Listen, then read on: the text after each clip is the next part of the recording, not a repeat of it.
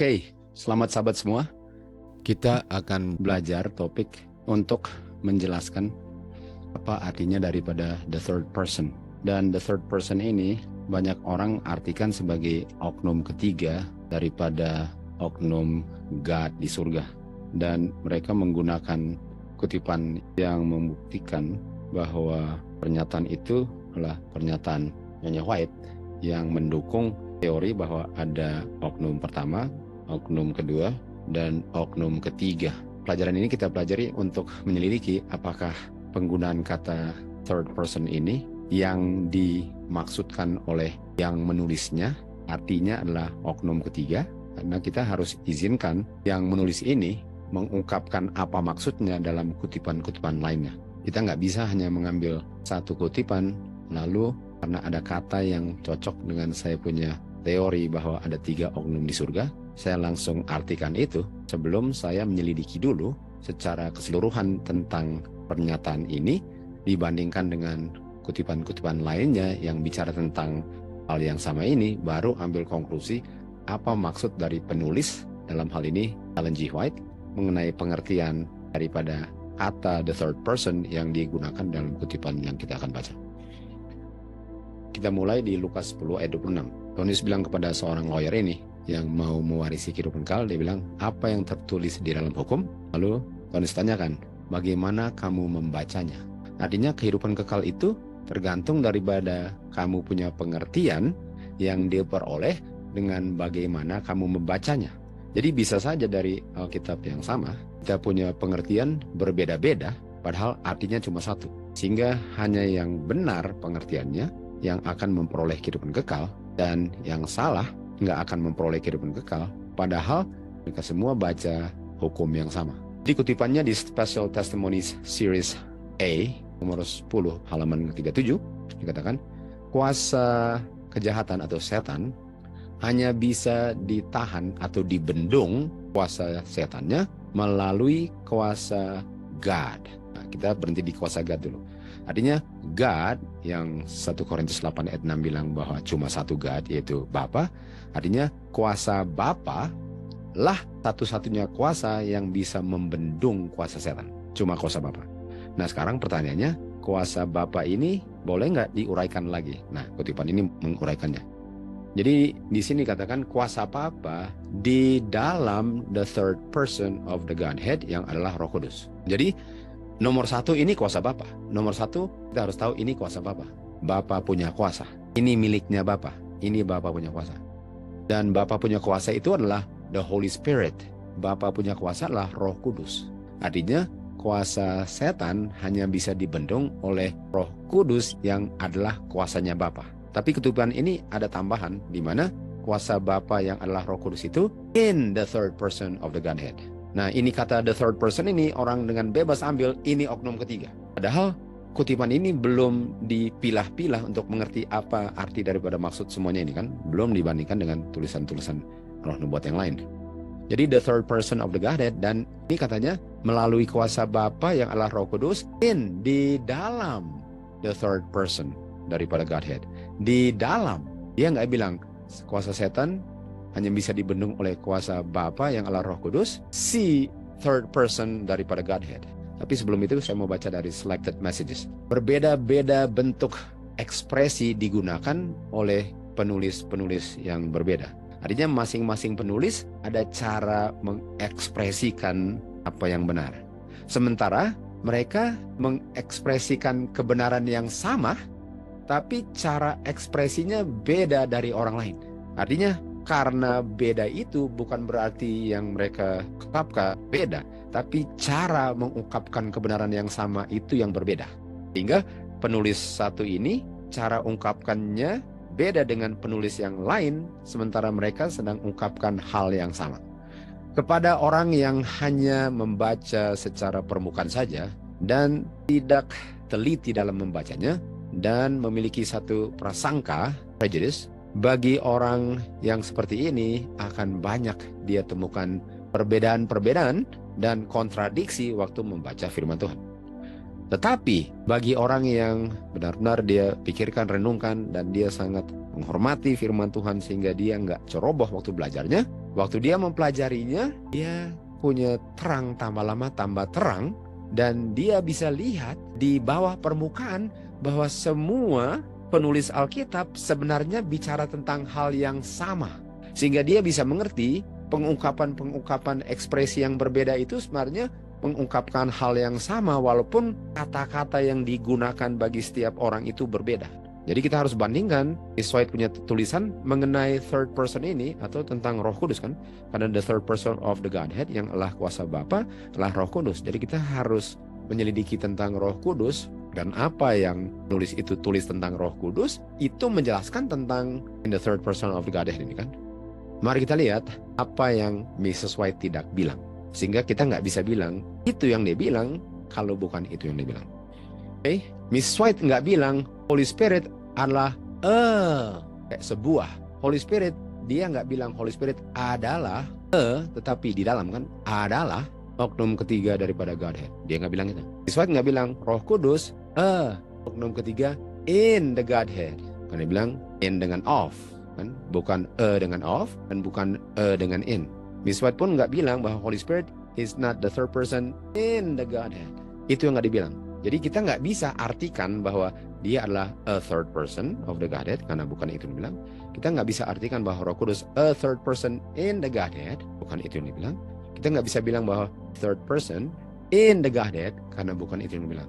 Yang dibilang adalah by the power of God in the third person of the Godhead. Nah, sebelum kita mengerti apa yang dia bilang dan apa yang dia nggak bilang tentang Godhead, kita harus cari tahu dulu apa itu Godhead kan? Karena Godhead ini kata yang termasuk dalam pernyataan ini, sehingga kalau saya nggak ngerti apa Godhead, udah pasti saya nggak bisa tahu apa artinya. Saya nggak bisa hanya ambil kata the third person, sementara saya nggak ngerti kata Godhead. Jadi mari kita belajar apa arti daripada kata Godhead ini, oke?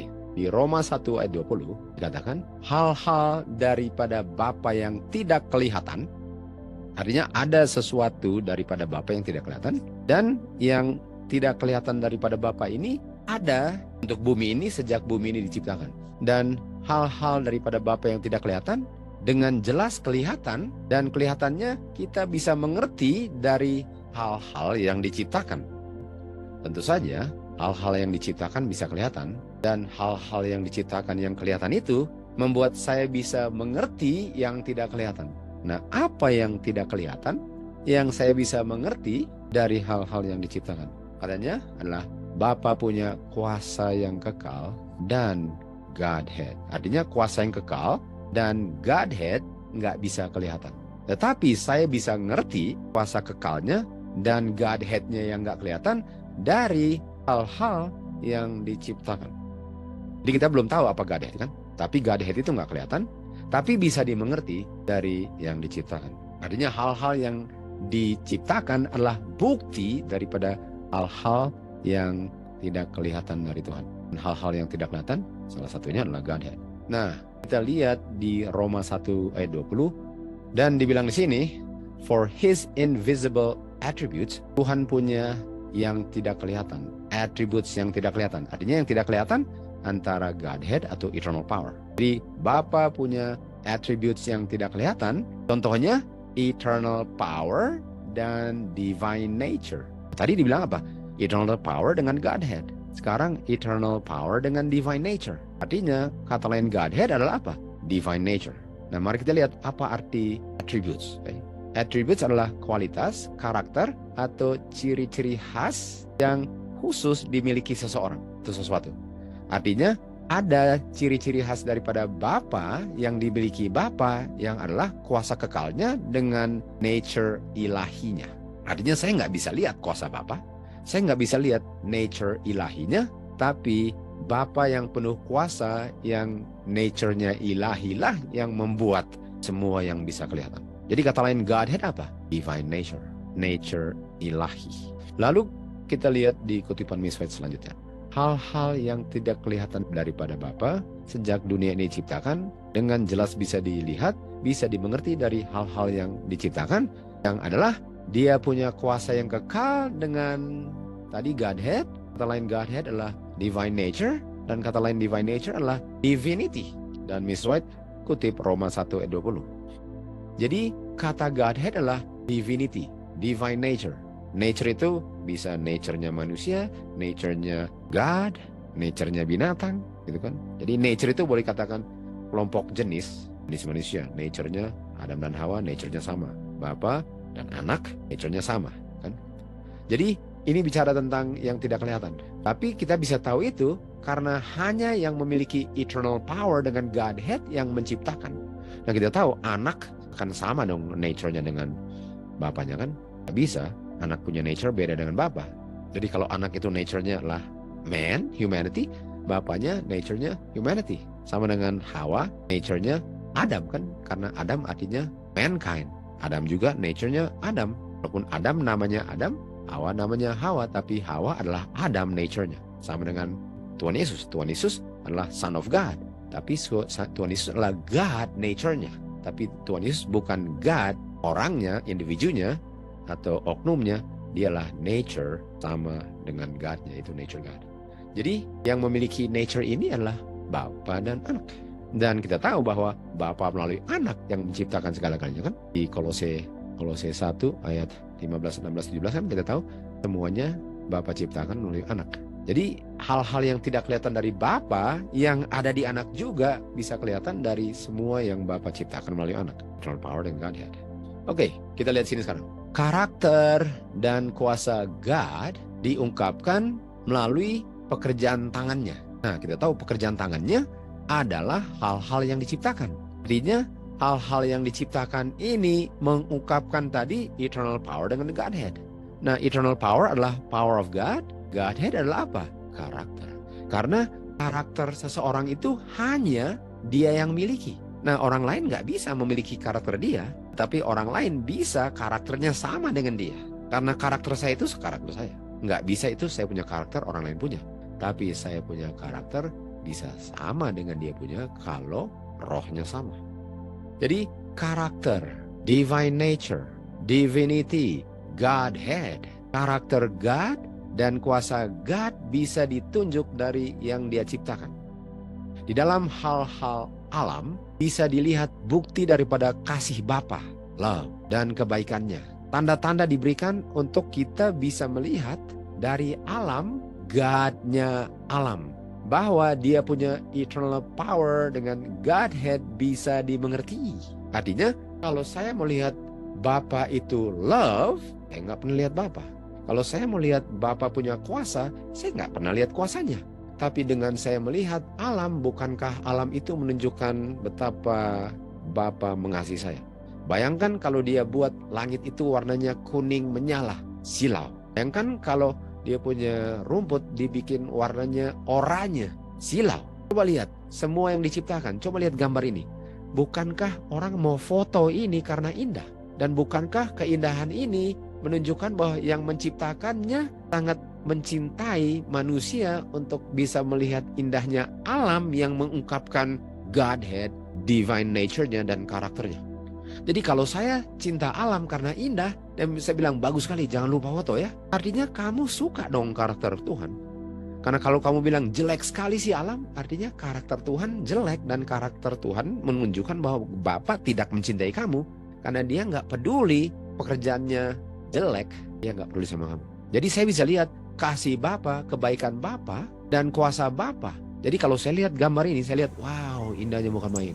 Bukan main gambarnya. Nggak ada di alam gambarnya, nggak serasi. Nggak ada. Nggak ada di alam tuh kayaknya warnanya nggak cocok. Nggak ada. Dia punya ada sungainya, dia punya bunga-bunga berwarna-warna dan bentuk warnanya. Dia punya langit, dia punya gunung, dia punya bukit, dia punya awan. Kalau ada burung-burung juga. Bukankah semuanya cocok dan itu sedang mengungkapkan kuasa yang menciptakan itu dan karakter Bapa yang sangat indah dan penuh kasih yang diungkapkan dalam yang penuh dengan indah di alam itu. Artinya orang yang cinta Bapa akan cinta alam. Orang yang gak suka alam, ragukan dia cinta Bapa. Karena alam itu mengungkapkan kasih Bapa. Jadi karakter atau divine nature yang diungkapkan dalam karakter dan kuasa Bapa ini adalah dia punya eternal power and Godhead. Jadi kalau dibilang tadi kuasa setan hanya bisa dibendung oleh kuasa Bapa di dalam karakter dan kuasa ilahinya. Artinya kuasa setan hanya bisa ditaklukkan dengan orang itu memiliki kuasa Bapa dan kasih Bapa di dalamnya. Artinya karakter Bapa, divine-nya Bapa, power-nya Bapa, itu yang dibilang apa? The third person of the Godhead. Itu adalah Roh Kudus. Kuasa Bapa dan pengungkapan karakter Bapa itu adalah Roh Kudus. Kita akan baca selanjutnya. Alam dan revelation itu pengungkapan dalam firman Tuhan, dalam alam, okay? Nature and revelation memberikan saksi akan the love of God. Kasih Bapa, betul kan? Kasih Bapa apa? Karakter. Karakter apa? Dia punya divine nature. Divine nature-nya penuh dengan love, karakternya. Dan yang ciptakan itu siapa? God yang penuh dengan power. Bersabda saja langsung jadi ada. Bapa di surga adalah sumber kehidupan, sumber hikmat, dan sumber sukacita. Lihat kepada hal-hal yang indah dan dahsyat daripada hal-hal alam. Bagaimana diciptakannya untuk memenuhi kebutuhan manusia dan sukacita manusia. Bukan hanya untuk sukacita manusia, tapi untuk semua makhluk hidup yang diciptakan. Lihat dia punya matahari, lihat hujan yang memberi sukacita dan menyegarkan bumi. Bukit-bukit, lautan, dataran, semua berbicara kepada manusia akan kasih pencipta, divine nature-nya. Bapalah yang memenuhi semua kebutuhan daripada makhluk ciptaannya. Lihat ini burung di sebelah kanan. Siapa yang ciptakan? Siapa yang desain dia punya warna? Itu adalah apa? Itu adalah kasih Bapa, karena makanya orang mau foto. Kalau orang mau foto itu membuktikan bahwa dia sangat suka apa yang dilihat, artinya dia suka karakter Bapa. Dan waktu saya lihat yang indah, Bapa bilang apa? Itu menunjukkan bahwa Bapa sangat mencintai kamu. Divine nature, Godhead. Dan kuasa yang menciptakan itu adalah kuasa eternal power. Dan itu diciptakannya melalui Roh Kudus. Jadi sejauh ini the third person adalah kuasa Roh Kudus. Sejauh ini masih banyak yang kita mau baca, oke? Di Galati 5 ayat 22 dikatakan, buah roh adalah love. Buah roh adalah love. Nah, kalau kuasa yang menciptakan itu adalah kuasa roh, dan roh itu waktu menciptakan, yang saya lihat apa? Kasih Bapa. Yang saya lihat kasih Bapa. Artinya Bapa menciptakan segala-galanya melalui dia punya roh di dalam third person the Godhead. Jadi third person ini adalah roh yang dimiliki oleh Bapa yang eternal power dengan divine nature. Jadi semua yang kita lihat itu mengungkapkan kasih Bapa, dan kasih Bapa itu adalah hasil yang diciptakan melalui kuasa rohnya. Artinya kuasa love of God itulah yang bisa membendung kuasa setan. Life Sketches 80 dikatakan, ada salah satu daripada keluarga yang disebut di kutipan sebelumnya menentang manifestasi daripada kuasa Tuhan terhadap saya, Miss White. Jadi ada yang meragukan kuasa Tuhan yang sebenarnya bekerja dalam Ellen G. White, dan menyatakan keyakinan dia bahwa saya itu sebenarnya di bawah kuasa excitement yang seharusnya saya tolak. Itu bukan kuasa Roh Kudus katanya. Tapi di saat dia bilang itu, tiba-tiba dia di-struck itu kayak kena kilat ya, di depan mata dia, atau oleh kuasa God, ini power of God kan. Dan waktu kuasa the power of God memenuhi rumah atau ruangan itu dipenuhi dengan apa? Holy Spirit. Artinya the power of God yang dibilang in the third person of the Godhead, kita sudah tahu kan, the power of God itu Holy Spirit.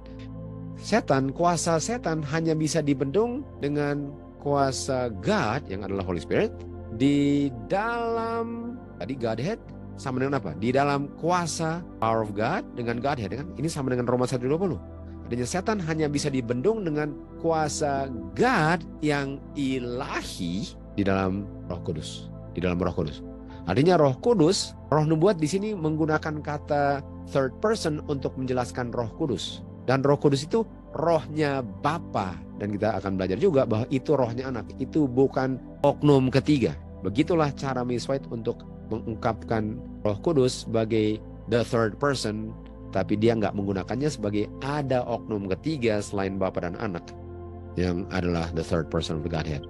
Jadi kuasa setan hanya bisa dibendung dengan the eternal power of God yang adalah kasih. Karena kita tahu Godhead itu kita lihat karakter yang penuh kasih. Artinya kuasa yang menciptakan langit dan bumi dan segala isinya, yang di Mazmur 33:6 adalah kuasa yang keluar dari mulutnya, yang menciptakan Adam menjadi makhluk hidup, yang adalah nafasnya. Dan di Yohanes 20:22 katakan yang keluar dari mulut Tuhan Yesus adalah Holy Ghost. Kuasa itulah yang satu-satunya bisa membendung akan kuasa setan. Dan kita tahu di Alkitab Tuhan Yesus usir setan dengan apa? Apakah dia panggil Roh Kudus atau dia bicara? Waktu Tuhan Yesus usir setan, dia bicara. Dan kata-kata yang keluar itulah kata-kata yang digunakan untuk menciptakan langit dan bumi dan segala isinya. Dia nggak panggil kuasa Roh Kudus untuk tolong dia. Seakan-akan Roh Kudus oknum ketiga dia panggil untuk usir setan kan? Dia cuma ngomong saja. 1 Yohanes 4:8. God is love. Atau God is divine. God is love. Dan love itu adalah dia punya buah roh. Dan kalau Bapa itu is the fullness of the Godhead, kalau Bapa itu penuh dengan kuasa, artinya kuasa itu otomatis dan dia adalah nature-nya divine, otomatis God is love. Makanya God is the fullness of the Godhead karena God is love. The Holy Spirit is the power of God who is love. Artinya Bapa bisa menaklukkan setan dengan dia berikan dia punya love melalui anaknya. For God so love. Dan barang siapa terima dia punya love, tidak binasa, tetapi memperoleh kehidupan kekal. Dan dibilang, whosoever believeth in Him, in Christ. Di dalam Kristus ada apa? Ada Holy Spirit. Dan Holy Spirit itu apa? Love. Buahnya. Artinya, Bapa kirim love-nya, dan love-nya diungkapkan oleh anaknya. Dan barang siapa percaya akan love-nya, buah spiritnya tidak binasa, tetapi memperoleh kehidupan yang kekal. Apakah barang siapa percaya oknum ketiga? Oh. Artinya kalau oknum ketiga itu love, Bapa dan anak bukan love. Kalau oknum ketiga itu adalah love, cuma oknum ketiga, bukan oknum pertama dan kedua, kalau memang tiga oknum yang love. Lanjut. Di Roma 8:37 dikatakan, dalam segala hal kita lebih dari penakluk melalui Him, melalui Dia, God, yang mencintai kami. Love itu dia punya apa? Dia punya ciri khas Godhead dan kuasanya adalah kuasa daripada Bapa yang Godhead. Artinya melalui love-nya Bapa, saya bisa taklukkan. Taklukkan apa? Ayat 38. Saya yakin kematian, kehidupan, malaikat, principalities, kuasa setan. Hal yang sekarang, hal yang nanti, ketinggian, kedalaman, makhluk apapun, kuasa setan tidak bisa memisahkan saya dari the love of God, eternal power and Godhead. Kalau Roh Kudus adalah oknum ketiga, artinya Bapa dan anak tidak ada kuasa, karena hanya bisa ditaklukkan oleh kuasa ketiga. Sementara setan hanya bisa ditaklukkan oleh kuasa yang dimiliki oleh Bapa dan anak. Dan kuasa ini namanya Roh Kudus. Jadi kuasa setan tidak bisa memisahkan saya dari eternal power dan Godhead di dalam Yesus Kristus. Kita baca di Yohanes 3:16 apa? Barang siapa percaya di dalam Kristus. Di dalam Kristus ada apa? Ada the love of God. For God's love of the world. Dan the love of God yang dalam Kristus apa? Eternal power and Godhead yang katakan the third person of the Godhead. The power of God. Hanya kalau saya percaya itu, saya bisa tidak berdosa. Kuasa setan gak bisa pisahkan saya dari eternal power dan Godhead in Jesus Christ. Kolose 2:9. Artinya di dalam Tuhan Yesus ada dong itu eternal power dan Godhead. Iya, karena dikatakan di dalam Yesus Kristus. Karena di dalam Kristus berdiam all the fullness of the love of God. Makanya waktu dibilang for God's love the world, yang dikirim anaknya. Artinya waktu saya terima anak, saya terima all the fullness daripada the love of God, the power of God. Dan kalau saya percaya itu, setan tidak bisa taklukkan orang itu. Efesus 3:19. Untuk mengenal the love of Christ, ya kan? The love of Christ itu apa tadi? All the fullness of the Godhead. Dengan mengenal the love of Christ, kamu bisa dipenuhi, kamu manusia. Kalau kamu mengenal the love of Christ, kamu bisa dipenuhi dengan all the fullness of the love of God. For God so loved the world. Whosoever believeth in the Son shall have eternal life. Nggak akan ditumbangkan setan. agar kamu bisa menjadi atau mengambil bagian, agar kamu bisa mengambil bagian daripada divine nature atau the love of God. Agar kamu bisa mengambil bagian divine nature, Godhead, divine nature, Godhead kan, atau karakter Bapa. Kamu bisa partakers artinya saya terima sesuatu yang milik orang. Tapi dia nggak kehabisan itu. Saya bisa benefit dari sesuatu yang dimiliki orang, seakan-akan itu saya punya. Itu partakers, sharers ya. Jadi saya bisa terima itu melalui Kristus. Saya bisa terima itu melalui Kristus. Di Review and Herald August 18 dikatakan kita harus bertumbuh menjadi satu dengan Kristus. Kita harus mengambil bagian daripada dia punya Godhead, divine nature, karakter. Sebagaimana cabang dipersatukan dengan dia punya pokok dan mengambil bagian daripada nature-nya pokok, demikian kita juga setiap hari kita diberikan makanan dari pokok yang sesungguhnya, Yesus Kristus. Artinya saya harus menjadi satu dengan Kristus sehingga saya bisa benefit dari Tuhan Yesus punya divine nature, karakter dan kuasanya. Kita harus berada dalam Kristus dan Kristus dalam saya. Sehingga cacat-cacat daripada karakter kita bisa hilang. Lebih dekat saya hidup kepada Kristus, lebih saya memantulkan dalam tutur kata dan dalam karakter image-nya Kristus. Lebih jauh saya memisahkan diri dari God, lebih jauh saya hidup dari terang kehidupannya. Dan pasti saya punya kehidupan akan bertentangan dengan yang diinginkan Bapa kalau saya tidak menjadi seakan satu. Jadi saya bisa memiliki karakter Bapa kalau saya menjadi satu sebagaimana cabang dicangkok kepada pokoknya. Saya bisa menjadi satu. Di Yohanes 15 ayat 4 dikatakan, berdiam dalam saya dalam kamu. Cabang tidak bisa oleh dirinya sendiri menghasilkan buah. Artinya saya nggak bisa menghasilkan buah roh, love, yang adalah pengungkapan divine nature God, kalau saya tidak menjadi satu dengan Kristus. Saya harus menjadi satu kalau mau menghasilkan buahnya Kristus. Dan buahnya Kristus itu yang membuat manusia nggak bisa ditumbangkan setan. Dan buah daripada Kristus adalah apa? Buah roh. Artinya saya harus ada rohnya yang adalah third person of the Godhead kalau saya mau taklukkan setan. Dan buktinya adalah karakternya diungkapkan dalam saya. Kalau saya memiliki the power of God in the third person of the Godhead.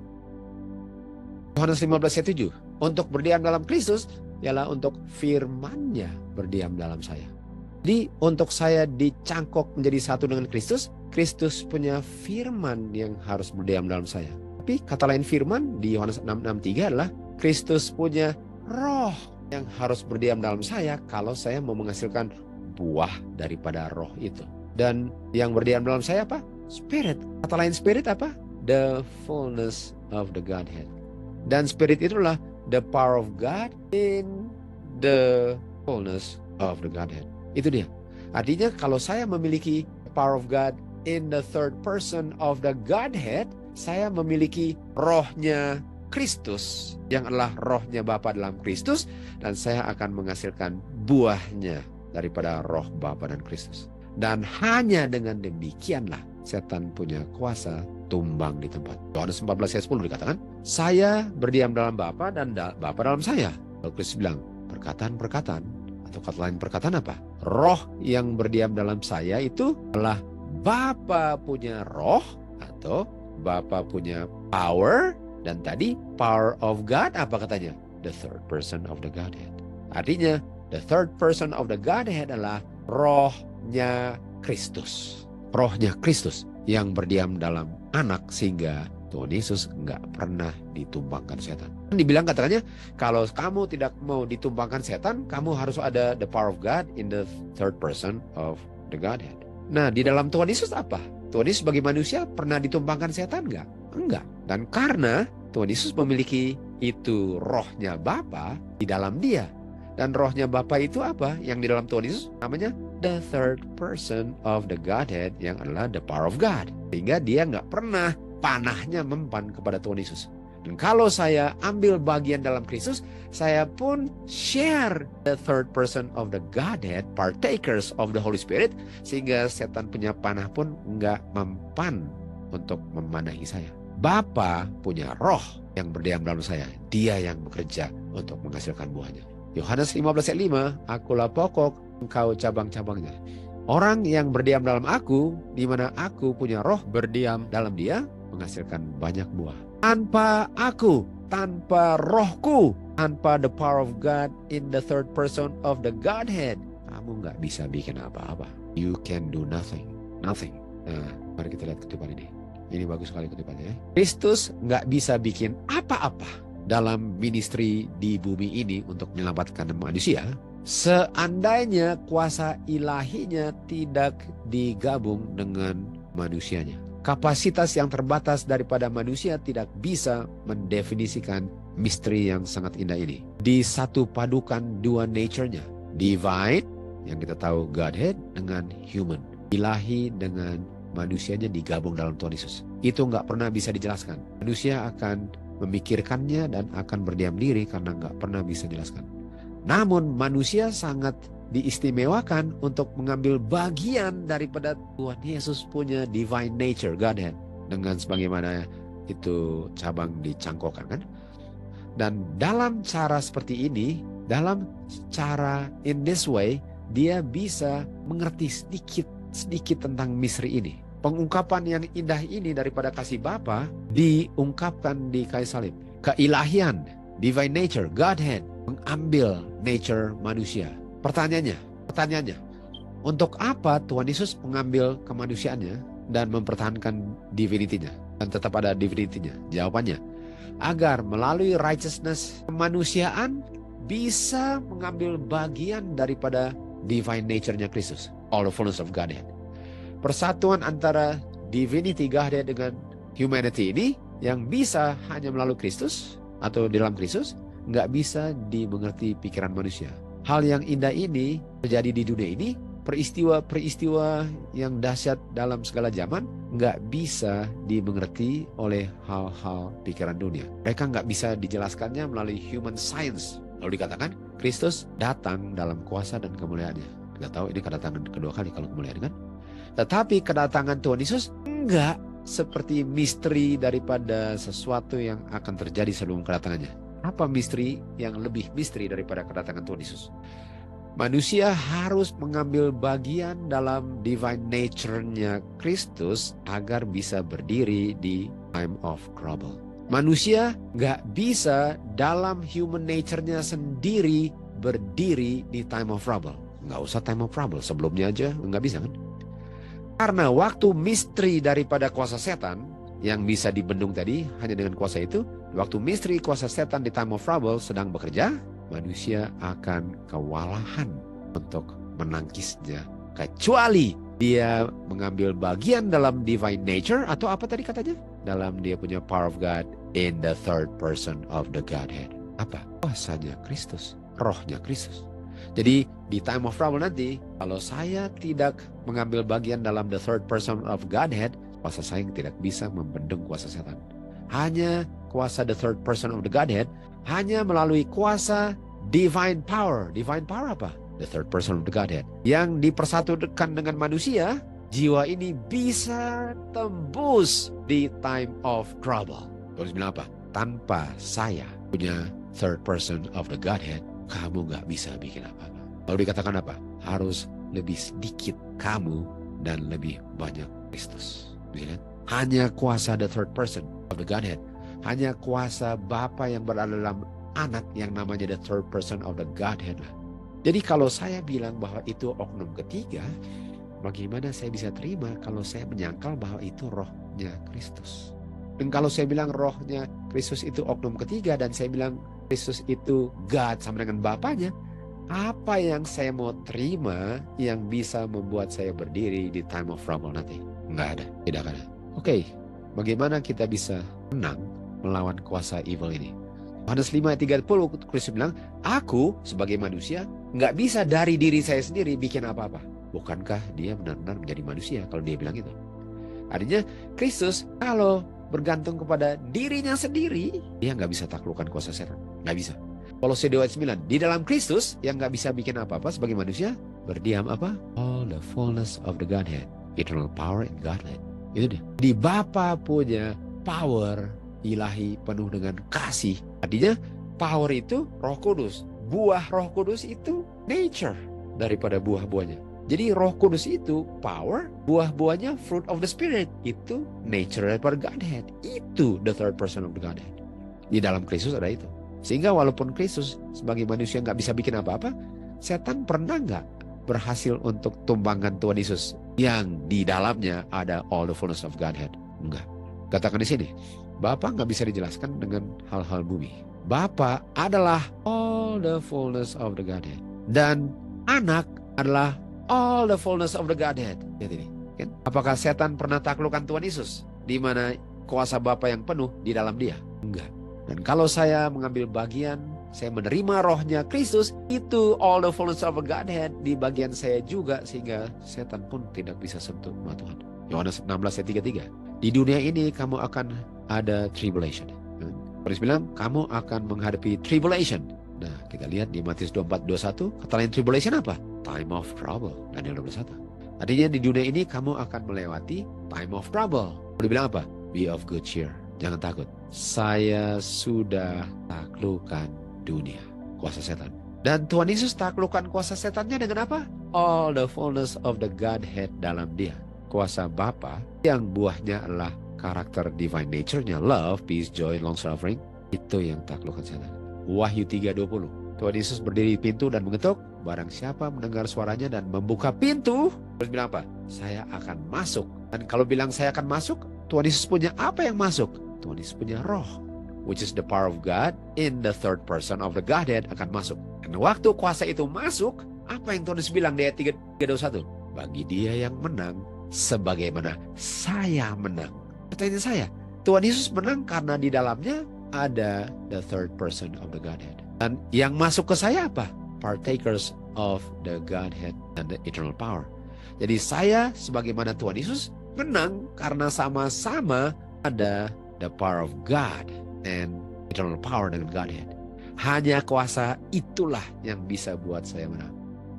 2 Petrus 1 ayat 4 dikatakan, that by this, melalui ini kamu bisa mengambil bagian daripada the divine nature. Kalau kamu menjadi satu dengan Kristus, kalau kamu terima firman itu yang adalah roh Kristus, rohnya Kristus, bukan oknum lain selain Kristus. Artinya ajaran Trinitas yang memisahkan Kristus dari Roh Kudus dan memisahkan Roh Kudus dari Bapa, itu bukan third person of the Godhead. Karena Roh Nubuat menggunakan kata third person of the Godhead untuk menjelaskan ini adalah rohnya Bapa yang ada dalam Kristus. Itulah cara penulis mengungkapkannya, menggunakan kata-katanya, dan kita harus tanya kepada dia apa maksudnya, bukan cepat-cepat ambil kesimpulan hanya karena saya mengerti persis apa arti kata itu, walaupun bukan dengan maksud itu dia menggunakannya. Efesus 3:19, kamu bisa dipenuhi dengan all the fullness of God kalau kamu terima rohnya Kristus. Nah, mari kita lihat rohnya Kristus sekarang. Mari kita lihat the Spirit of Christ. Setan hanya bisa dibendung kuasanya melalui kuasa God di dalam the third person of the Godhead, dan kuasa God yang ada di dalam the third person of the Godhead adalah Roh Kudus. Artinya setan hanya bisa ditaklukkan oleh Roh Kudus yang adalah the power of God, yang buahnya adalah love, yang adalah nature Godhead, dan namanya apa? The third person. Itu cara Miss White bilang bahwa itu adanya Roh Kudus. Enggak pernah dia bilang God the Holy Spirit. Enggak ada di Alkitab, dimanapun enggak ada. Hanya dalam ajaran Trinitas lah itu ada. Tadi dikatakan kamu hanya bisa menang by the power of God in the third person of Godhead. Kristus bilang kepada kami bahwa Roh Kudus adalah penghibur, dan penghibur adalah Roh Kudus, Roh kebenaran yang Bapa akan kirim dalam namaku. Ini Roh Kudus ini dia maksudkan tentang kemahahadiran rohnya Kristus. Apakah dibilang Roh Kudus adalah oknum selain Bapa dan Anak? Enggak. Dia bilang inilah Kristus punya roh yang bisa berada di mana-mana pada waktu yang bersamaan. Itu Kristus, the Spirit of artinya pemilik. Ini rohnya Kristus, bukan oknum selain Kristus. Tentang ini kan kita baca di 14 MR. Tuhan Yesus kita tahu ada kemanusiaannya terbatas.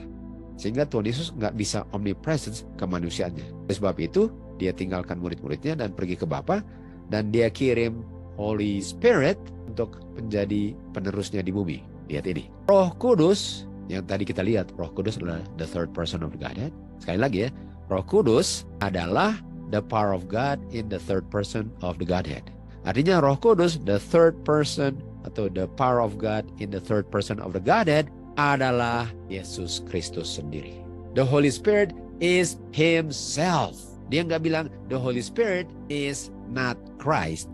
Dia nggak bilang the Holy Spirit, power of God in the third person of the Godhead. Dia nggak bilang the Holy Spirit is another person. No. Holy Spirit yang kata lainnya the power of God in the third person of the Godhead is Himself. Tanpa oknum kemanusiaannya. Karena oknum kemanusiaannya terbatas kan. Jadi Roh Kudus itu apa tadi katanya? Roh Kudus adalah the love of God, the love of Christ.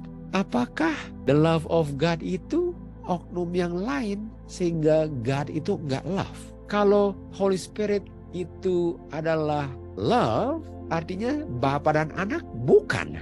Artinya Roh Kudus yang adalah love-nya Kristus adalah dia punya love. Tapi dia punya love itu adalah kuasanya juga yang manusia tentu saja nggak bisa jelaskan kan? Dan itulah yang berada dalam manusia. Dia punya love yang kita baca di Roma 8. Love-nya Bapa dan Anak nggak bisa dipisahkan dari kuasa setan.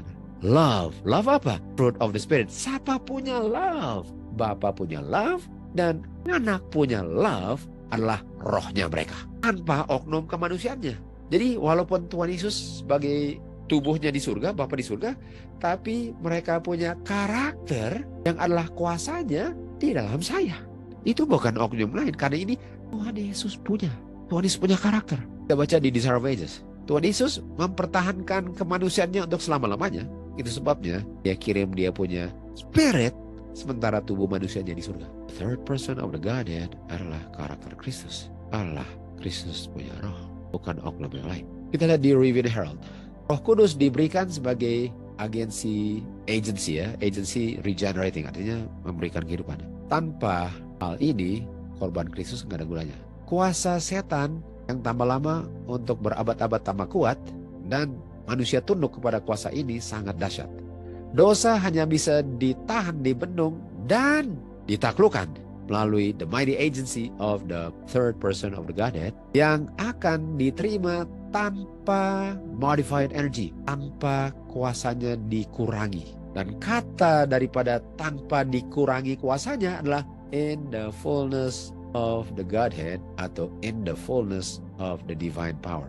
In the fullness of the divine power adalah kuasa Tuhan, rohnya Kristus tanpa batasnya. Baru kuasa setan ditaklukkan. Kristus, lihat ini. Kristus telah memberikan dia punya roh sebagai divine power. Kata lain divine power apa? Eternal power and Godhead. Atau kata lain eternal power and Godhead apa? Third person. Tuhan Yesus telah memberikan dia punya roh. Tuhan Yesus telah memberikan dia punya third person of the Godhead untuk kita taklukkan dosa. Penghibur yang Kristus janjikan adalah the Spirit in all the fullness of the Godhead. Ini kan? Spirit in all the fullness of the Godhead. Artinya tidak dikorting tenaganya. Dan kalau dibilang Spirit in the fullness of the Godhead sama dengan apa? The power of God in the fullness atau in the third person of the Godhead sama dengan the Spirit in all the fullness of the Godhead sama dengan Kristus punya roh membuat terungkaplah kuasa divine grace-nya dalam manusia. Bisa lihat bahwa the third person of Godhead, jangan bilang the third-nya itu third being, the third-nya adalah Kristus punya roh. The third person of the Godhead is the Spirit of Christ. Kristus punya Spirit is a divine power, kan? Atau Kristus punya Spirit adalah eternal power and Godhead. Dan kalau kita ganti eternal power dengan Godhead, Kristus punya Spirit adalah the power of God in the third person of the Godhead. Jangan lupa, untuk mengartikan sesuatu, kita harus tanya kepada yang menulis itu, apa maksud kamu? Dan biarlah dia sendiri yang menjawabnya. Jangan tanpa konsultasi, saya artikan hanya untuk sesuaikan dengan saya punya pengertian yang saya sudah cetuskan sebelum saya belajar. Kondisi manusia melalui dosa harus ditumbangkan. Sudah menjadi sesuatu yang alamiah bagi manusia. Dan kuasa yang memperbaiki kita harus supernatural. Kalau enggak, tidak ada hasilnya. Hanya ada satu kuasa yang bisa membendung kuasa setan. Sama dengan tadi kan? Hanya ada satu kuasa. Kuasanya tadi apa katanya? The third person of the Godhead. Tapi ketupan ini bilang apa? Hanya ada satu kuasa yang bisa membendung kuasa setan.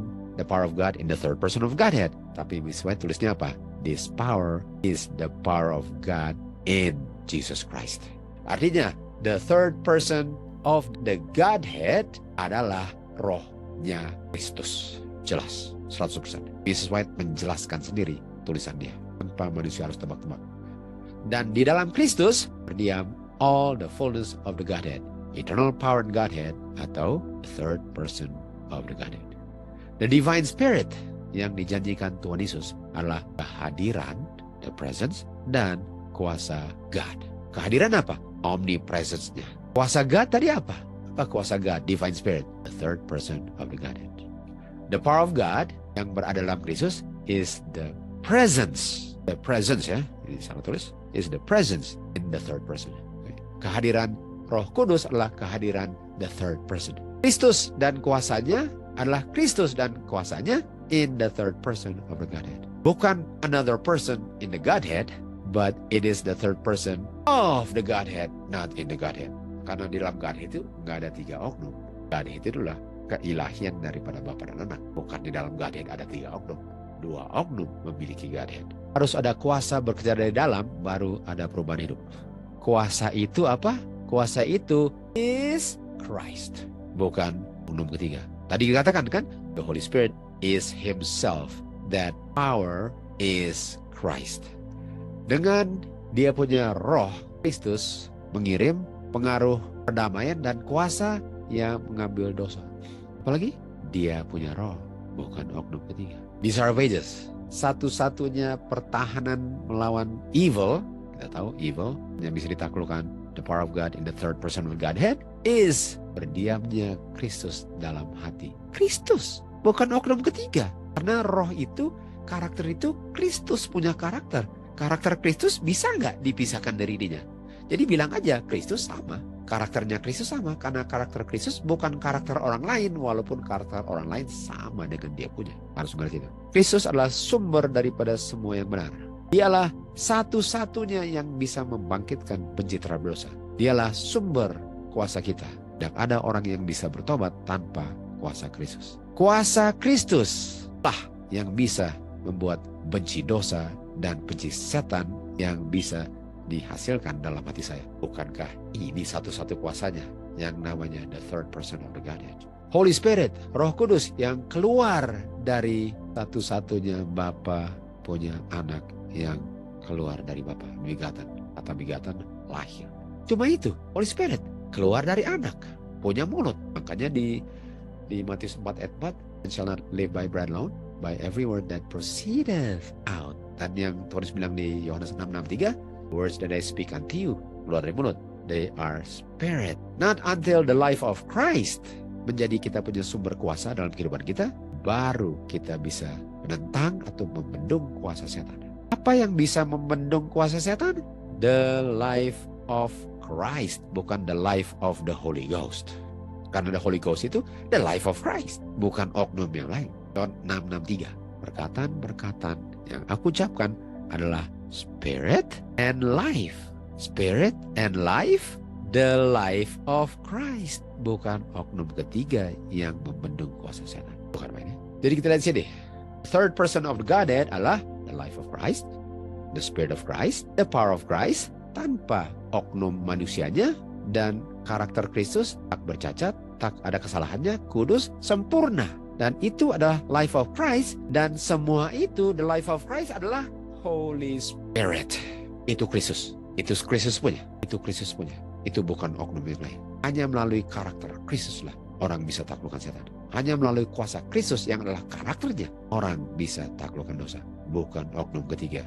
Di surga pernah ada oknum tiga selain malaikat yang lain. Apa? Anak Lucifer. Oknum ketiga yang mau menjadi seperti Bapa dan Anak adalah Lucifer yang menjadi setan. Sekarang dia diangkat menjadi oknum ketiga yang membinasakan manusia.